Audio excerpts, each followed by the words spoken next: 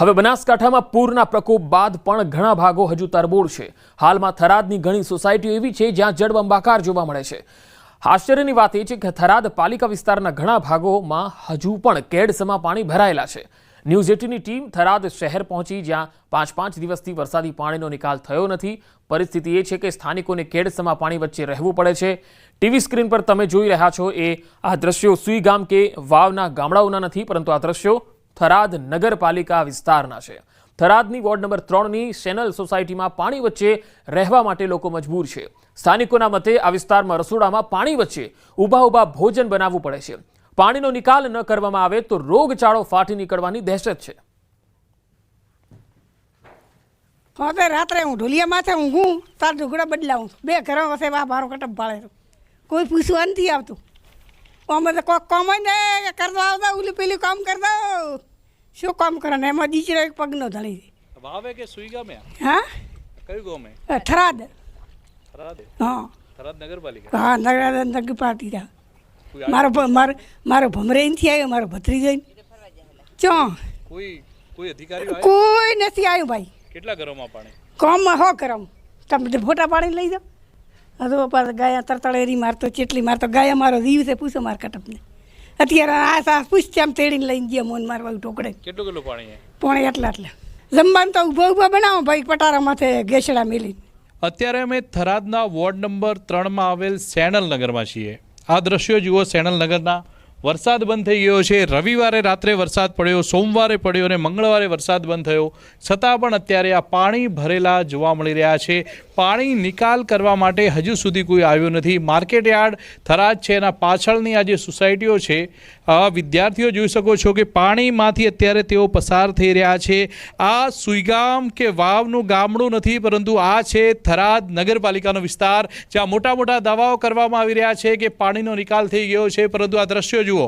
આ દ્રશ્ય છે થરાદ શહેરના, થરાદ નગરપાલિકા વિસ્તારના। હજી સુધી થરાદ નગરપાલિકા વિસ્તારમાં આટલું પાણી હોય તો પછી વાવ, સુઈગામ અને થરાદના ગામડાઓની શું હાલત છે આ પાણી પરથી જ જોઈ શકાય છે। એક બેન છે, પાણી જુઓ કેટલું પાણી છે। પાણીમાં રહેવા માટે થરાદ નગરપાલિકાના વિસ્તારના લોકો અત્યારે મજબૂર બન્યા છે। સૌથી મોટો સવાલ તો એ થાય છે કે શહેરી વિસ્તારમાંથી હજુ સુધી પાણીનો નિકાલ થયો નથી અને મોટા મોટા દાવાઓ કરવામાં આવી રહ્યા છે જિલ્લા કલેક્ટર દ્વારા, જિલ્લાના વહીવટીતંત્ર દ્વારા કે અમે પરિસ્થિતિ પર કાબૂ મેળવી રહ્યા છીએ, પરંતુ આ દ્રશ્યો જ બતાવે છે કે હકીકત શું છે। માત્ર કાગળ ઉપર જ પ્લાન બનાવવામાં આવી રહ્યા છે, પરંતુ રિયાલિટી અલગ જ છે। જ્યારે તમે થરાદ આવો, આ વિસ્તારમાં આવીને જુઓ, આ વિસ્તારમાં હજુ પાણી છે। આ વિસ્તાર ફરી એકવાર આપને બતાવીશ કે આ વિસ્તાર જુઓ। આ કાકા આવી રહ્યા છે સાયકલ ઉપર, અહીંયા કોઈ વાહનો નથી ચાલતા, અહીંયા કોઈ બાઇક નથી ચાલતું। બહુ જ મુશ્કેલી પડી રહી છે લોકોને। શહેરી વિસ્તારમાં આવી મુશ્કેલી હોય તો ગ્રામીણ વિસ્તારમાં કેટલી મુશ્કેલી છે। શું નામ કાકા તમારું? હીરાભાઈ, કેવી પરિસ્થિતિ ખૂબ ખરાબ છે। ધાર હોય તાર પાણી આવે તાર આવીને આવી પરિસ્થિતિ અમારે હોય છે। કોઈ આવ્યો પાણી? કોઈ પાણીનો નિકાલ કરતો કોઈ અધિકારી બીજા હોય આવતા નથી। દાવા થઈ રહ્યા કે થરાદમાંથી પાણી નીકાળી દીધું। અમારે રાતનું કોઈ એક પાર્ટીનું જોવાનું નથી, અમારે તો પાણીનો નિકાલ કરે। પાણી નિકાલ નહીં થયો હજી સુધી? નથી થયો હજી। આ 3 વખત પાણી આવ્યું। લાઇટ તો હમણાં અભિયાલ આજ આવી છે। વરસાદ બંધ 3 કલાકથી લાઇટ નથી। વરસાદ બંધ થયાને કેટલો સમય થયો? વરસાદ બન્યા અને 12 કલાકથી હું છું।